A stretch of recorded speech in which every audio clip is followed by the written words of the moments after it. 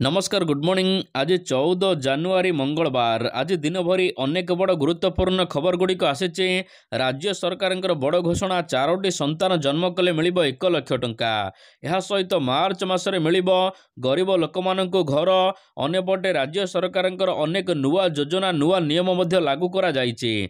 तेबे आसंतु आज सकाळ आसीथिबा 25टी बड़ खबर उपरे नजर पकाइबा। प्रथम खबर, मुख्यमंत्री बड़ घोषणा, प्रति पंचायत हेब आयुष्मान भारत मंदिर। ओडिशा रे खूब शीघ्र लागू कराजिबो आयुष्मान भारत योजना। आयुष्मान भारत योजना और गोपबंधु जन आरोग्य योजना लागू कराजिबो ओडिशा रे। जातीय स्वास्थ्य कर्तृपक्षक सहित राज्य सरकार एमएयू स्वाक्षरित होइछि। तेबे यह ओडिशा पई एक ऐतिहासिक दिन बोली मुख्यमंत्री कहिसंती। यह सहित मुख्यमंत्री कहिसंती ओडिशार प्रति पंचायत रे हेबो आयुष्मान भारत मंदिर। ग्रामांचल रे स्वास्थ्य सेवा पहुंचाइबाकु लक्ष्य रखिछु। आयुष्मान भारत मंदिर रे जणे जणे योग्य शिक्षक रहिबे। स्वास्थ्यकर्मी सहित अन्य सुविधा सुजोग मध्य जोगाई दियाजिबो। परवर्ती खबर, मार्च मासरे मिलिबो पक्का घर। राज्यर लक्ष लक्ष गरीब परिवार पक्का घर खंडे पाइबाकु अपेक्षा करिसंती। सरकार केबे सेमानंकु सहायता जोगाई देबे ए नै अनेई बसिसंती। तेबे एहारि भितरे पक्का घर को अपेक्षा करिथिबा लोकमानंक पई खुशी खबर आसिछि। पंचायत राज मंत्री ए नै खुशी खबर देइचंती। मार्च मासरे मिलिबो पक्का घर। खूब शीघ्र केंद्र को तालिका पठाइबो राज्य। तेबे गरीब लोकंकु 2 कोटी पक्का घर दियाजिबो बोली प्रधानमंत्री घोषणा करिसंती। हेले ओडिशार भाग केते पड़िबो ए नै सूचना मिलिनी। तेबे जहाकु नै द्वंद्व लागि रहिछि। एहारि भितरे पंचायत राज मंत्री रवि नायक कहिसंती ओडिशार भाग 18 लाख रु 20 लाख पड़ी पारे। आवश्यक पड़िले एही संख्या बढ़ी पारे। ए नै तालिका प्रस्तुत करुचंती राज्य सरकार। मार्च सुधा हिताधिकारी माननकु पक्का घर बंटन कराजिबो। परवर्ती खबर, ओडिशा चाषी माननकु मिलिबो 3000 गाई।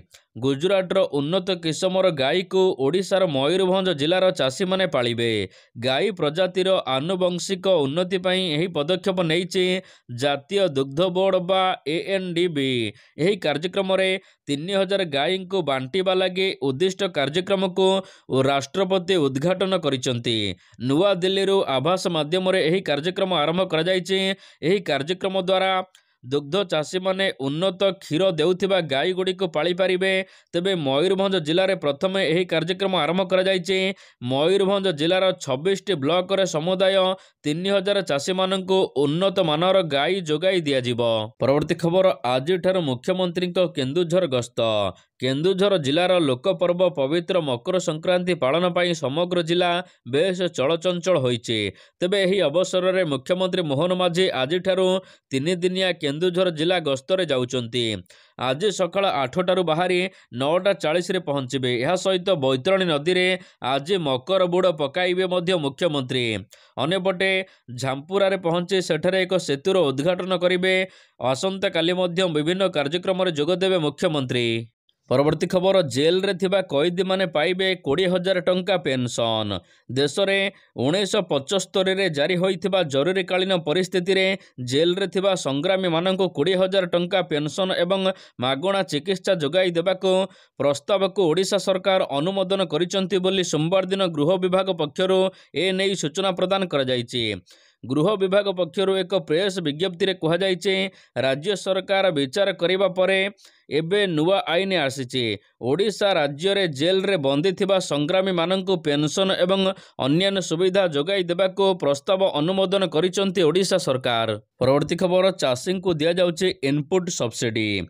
ओडिशा सरकार धानर मूल्य बाबद रे ए जाबत चाषी माननकु 7,379 कोटी टंका देई सारिचंती। यह छड़ा इनपुट सब्सिडी बाबद रे चाषी को 1904 कोटी टंका राज्य सरकार देई सारिलेनी। गतकाली एभली सूचना देइचंती राज्य खाद्य और जोगाण मंत्री कृष्णचंद्र पात्र।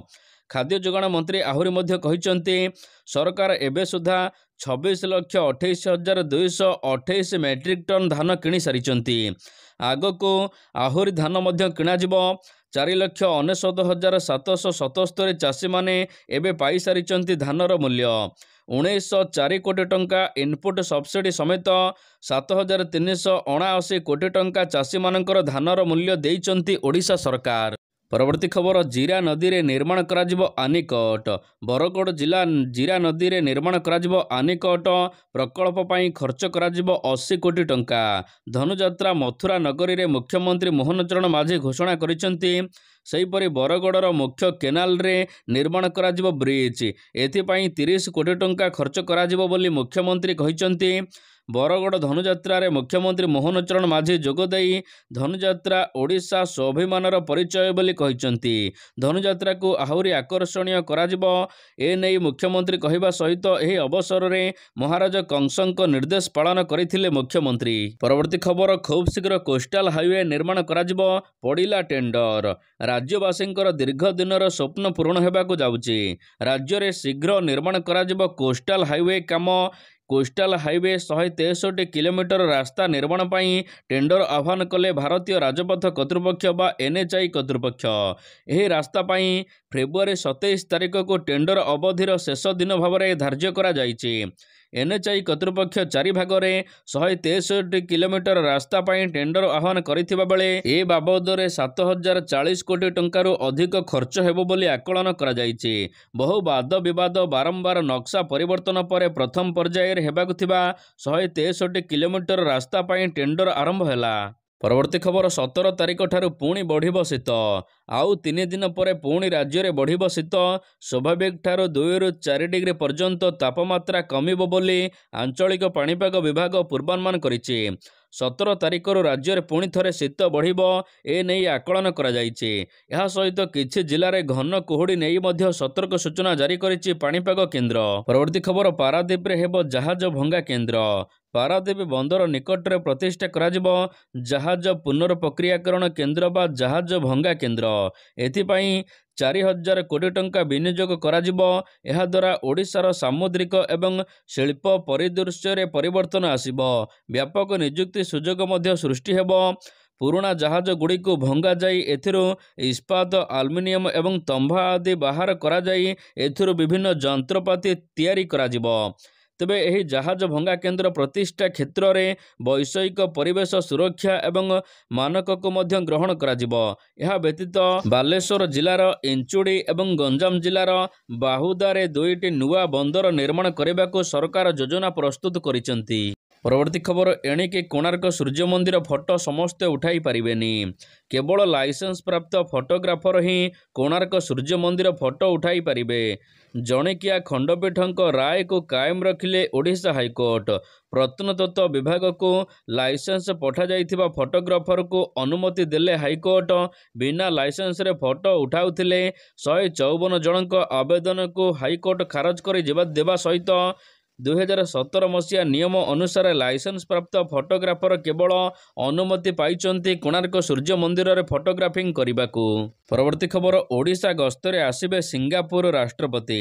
भारत सिंगापुर द्विपाक्षिक संपर्क 60 वर्ष पूर्ण करिछि। एही उपलक्षे सिंगापुर राष्ट्रपति थर्मान सानमुगरत्न 15 तारिख रु 18 तारिख जाए भारत गस्त कार्यक्रम रहिछि। एही गस्त समय रे ओडिशा उपरे सिंगापुर राष्ट्रपति फोकस रहिबो।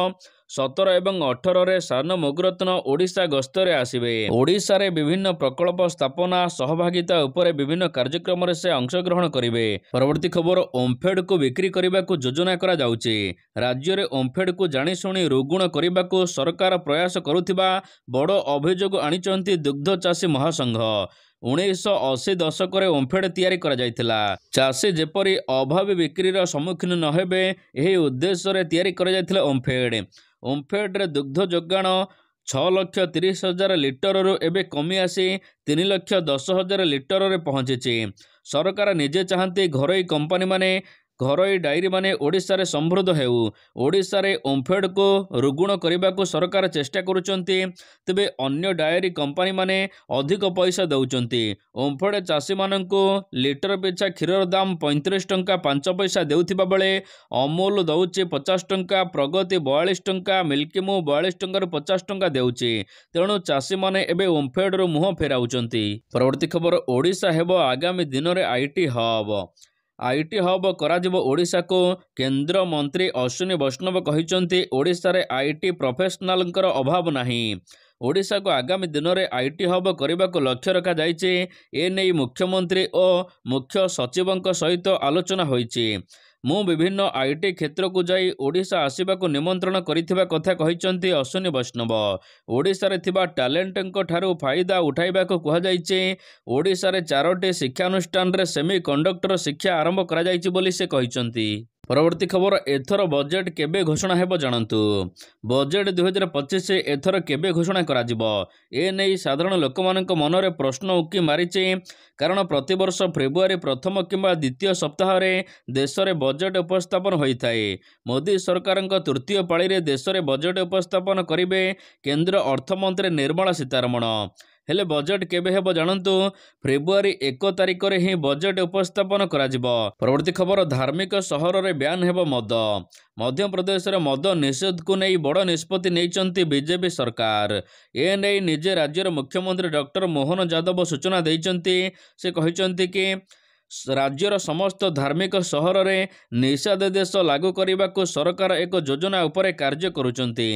ରାଜ୍ୟର ସମସ୍ତ ଧାର୍ମିକ ସହରରେ ମଦକୁ ବ୍ୟାନ୍ କରାଯିବ। ବଜେଟ୍ ଅଧିବେଶନ ପାଖେଇ ଆସୁଥିବାରୁ ନିଷେଧାଦେଶ ଉପରେ ଆଲୋଚନା ଜାରି ରହିଛି। ମୁଖ୍ୟମନ୍ତ୍ରୀ ମୋହନ ଯାଦବ ସୋମବାର ଦିନ ଏନେଇ ସୂଚନା ପ୍ରଦାନ କରିଛନ୍ତି। ପରବର୍ତ୍ତୀ ଖବର, ଅମଳ ଫସଲ ପରବର୍ତ୍ତୀ କ୍ଷତି ଆକଳନ ଶେଷ।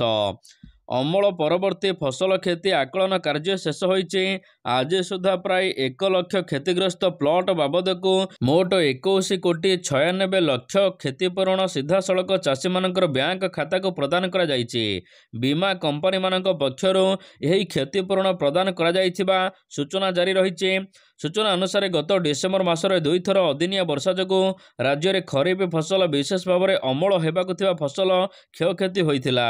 ଏଥିପାଇଁ ପ୍ରଧାନମନ୍ତ୍ରୀ ଫସଲ ବୀମା ଯୋଜନାରେ ପଞ୍ଜୀକୃତ କରିଥିବା ଚାଷୀମାନଙ୍କୁ ପ୍ରଦାନ କରାଯାଇଛି କ୍ଷତିପୂରଣ। ପରବର୍ତ୍ତୀ ଖବର, 4 ସନ୍ତାନ ଜନ୍ମ କଲେ ମିଳିବ 1 ଲକ୍ଷ ଟଙ୍କା। ଏଣିକି 4ଟି ସନ୍ତାନ ଜନ୍ମ କଲେ ମିଳିବ ସିଧାସଳଖ 1 ଲକ୍ଷ ଟଙ୍କା। ଏଭଳି ଘୋଷଣା କରି ଚର୍ଚ୍ଚାରେ ଅଛନ୍ତି ମଧ୍ୟପ୍ରଦେଶ ସରକାରରେ କ୍ୟାବିନେଟ୍ ମନ୍ତ୍ରୀ ଥିବା ପଣ୍ଡିତ ବିଷ୍ଣୁ ରାଜକିଆ। ସେ ଯୁବ ବ୍ରାହ୍ମଣ ଦମ୍ପତିଙ୍କ ପାଇଁ ଏହି ଘୋଷଣା କରିଛନ୍ତି। ଏବେ ପରଶୁରାମ କଲ୍ୟାଣ ବୋର୍ଡ ଅଧ୍ୟକ୍ଷ ଓ କ୍ୟାବିନେଟ୍ ମନ୍ତ୍ରୀ ଥିବା ରାଜକିଆ ଏନେଇ ସୂଚନା ଦେଇଛନ୍ତି କି ଏଣିକି 4ଟି ସନ୍ତାନ ଜନ୍ମ କଲେ ବ୍ରାହ୍ମଣମାନେ ପାଇପାରିବେ 1 ଲକ୍ଷ ଟଙ୍କା। 4 ସନ୍ତାନ ଜନ୍ମ କରିବାକୁ ସେ ଅନୁରୋଧ କରିଛନ୍ତି। ଯେଉଁମାନେ ଏଭଳି କରିବେ ସିଧାସଳଖ କଲ୍ୟାଣ ବୋର୍ଡ ତରଫରୁ 1 ଲକ୍ଷ ଟଙ୍କା ପାଇବେ। ପରବର୍ତ୍ତୀ ଖବର, ଜାଣନ୍ତୁ ମହାକୁମ୍ଭ ମେଳାର ଟିକନିକ୍ ଖବର। ପ୍ରୟାଗରାଜରେ ଆରମ୍ଭ କରାଯାଇଛି ତ୍ରିବେଣୀ ସଙ୍ଗମରେ ମହାକୁମ୍ଭ ମେଳା। 45 ଦିନ ଧରି ଅନୁଷ୍ଠିତ ଏହି କାର୍ଯ୍ୟକ୍ରମରେ 45 କୋଟିରୁ ଅଧିକ ଲୋକ ସମାଗମ ହେବେ। କୁମ୍ଭମେଳା ଉତ୍ତରପ୍ରଦେଶ ରାଜକୋଷକୁ 25,000 କୋଟି ଟଙ୍କା ରାଜସ୍ୱ ଦେବ ଏବଂ ଦେଶ ଅର୍ଥନୀତିକୁ 2 ଲକ୍ଷ କୋଟି ଟଙ୍କାର କାରବାରର ସୁଯୋଗ ସୃଷ୍ଟି କରିବ ବୋଲି ଅନୁମାନ କରାଯାଉଛି। କୁମ୍ଭମେଳା ଆରମ୍ଭ ହୋଇସାରିଛି। ତେବେ ଗତକାଲି ପ୍ରଥମ ଦିନରେ କୁମ୍ଭମେଳାରେ 1.5 କୋଟି ଲୋକ କୁମ୍ଭ ସ୍ନାନ ପକାଇଛନ୍ତି। ତେବେ କୁମ୍ଭମେଳାରେ ମଧ୍ୟ ଭକ୍ତ ହଜିଛନ୍ତି। ଗତକାଲି ପାଖାପାଖି 1.5 କୋଟି ଲୋକ ଅମୃତ ସ୍ନାନ କରିଥିବା ବେଳେ 250 ଜଣ ଭକ୍ତ ହଜିଥିବା ମଧ୍ୟ ସୂଚନା ଦିଆଯାଇଛି ଉତ୍ତରପ୍ରଦେଶ ସରକାରଙ୍କ ତରଫରୁ। ପରବର୍ତ୍ତୀ ଖବର, ଜାପାନରେ ଭୂମିକମ୍ପ ସୁନାମି ଆଲର୍ଟ। ଜାପାନର କ୍ୟୁସରେ ଶକ୍ତିଶାଳୀ ଭୂମିକମ୍ପ ହୋଇଛି। ରେକ୍ଟର ସ୍କେଲରେ ଏହାର ତୀବ୍ରତା 6.9 ରେକର୍ଡ କରାଯାଇଛି। ତେବେ ଭୂମିକମ୍ପ ପରେ କର୍ତ୍ତୃପକ୍ଷ ବିଭିନ୍ନ ଅଞ୍ଚଳ ପାଇଁ ସୁନାମି ଚେତାବନୀ ଜାରି କରିଛନ୍ତି।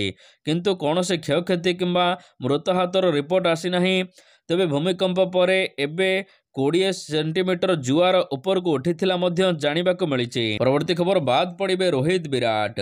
ଟିମ୍ ଇଣ୍ଡିଆର ଅଧିନାୟକ ଏବଂ ଷ୍ଟାର ବ୍ୟାଟର ବିରାଟ କୋହଲିଙ୍କ କ୍ରିକେଟ କ୍ୟାରିୟର ଅନ୍ତିମ ପର୍ଯ୍ୟାୟରେ। ଏହାକୁ ନିଜେ ଅନୁଭବ କରିସାରିଲେଣି ବିରାଟ ଏବଂ ରୋହିତ। ବିସିସିଆଇ ରିଭ୍ୟୁ ମିଟିଂରେ ଏହା ସ୍ପଷ୍ଟ ହୋଇଛି। ଖେଳରେ ଯାହାର ପ୍ରଦର୍ଶନ ଖରାପ ହେବ ତାଙ୍କୁ ଟିମ୍ରୁ ବାଦ୍ ଦିଆଯିବ। ଚାମ୍ପିୟନ୍ ଟ୍ରଫିରେ ଅଧିନାୟକ ରୋହିତ ଶର୍ମା ଓ ବିରାଟ କୋହଲିଙ୍କ ପ୍ରଦର୍ଶନ ଉପରେ ସମସ୍ତଙ୍କର ନଜର ମଧ୍ୟ ରହିବ। ଏଥର 2 ବରିଷ୍ଠ ଖେଳାଳିଙ୍କ ପ୍ରଦର୍ଶନ ଖରାପ ହେଲେ ସେମାନଙ୍କୁ ଟିମ୍ ଇଣ୍ଡିଆର ଛୁଟି କରିଦିଆଯିବ। ପରବର୍ତ୍ତୀ ଖବର, ଚାମ୍ପିୟନ୍ ଟ୍ରଫି ପାଇଁ ଦଳ ଘୋଷଣା। ଆରମ୍ଭ ହୋଇସାରିଛି କାଉଣ୍ଟଡାଉନ୍। ପୁଣି କମ୍ପିବ ମଇଦାନ। ଚାମ୍ପିୟନ୍ ଟ୍ରଫି ଟୁର୍ଣ୍ଣାମେଣ୍ଟ ପାଇଁ ଆଉ ଦିନ କେଇଟା ବାକି ଅଛି। ଟିମ୍ ଇଣ୍ଡିଆ ନିଜର ସ୍କ୍ୱାଡ୍ ଘୋଷଣା କରିବା ଆରମ୍ଭ କରିଛି। ଆସନ୍ତା ମାସ ଫେବୃଆରୀ 19 ତାରିଖରୁ ଆରମ୍ଭ ହେବାକୁ ଅଛି ଚାମ୍ପିୟନ୍ ଟ୍ରଫି 2025। ଉଭୟ ପାକିସ୍ତାନ ଏବଂ ଦୁବାଇରେ ଖେଳାଯିବ ମ୍ୟାଚ୍। ଟିମ୍ ଇଣ୍ଡିଆ ପାକିସ୍ତାନ ଯିବାକୁ ମନା କରିବା ପରେ ଆଇସିସି ପକ୍ଷରୁ ନୂଆ ଭେନ୍ୟୁ ଘୋଷଣା କରାଯାଇଛି। ଟିମ୍ ଇଣ୍ଡିଆ ଏହାର ସମସ୍ତ ମ୍ୟାଚ୍ ଦୁବାଇରେ ଖେଳିବ।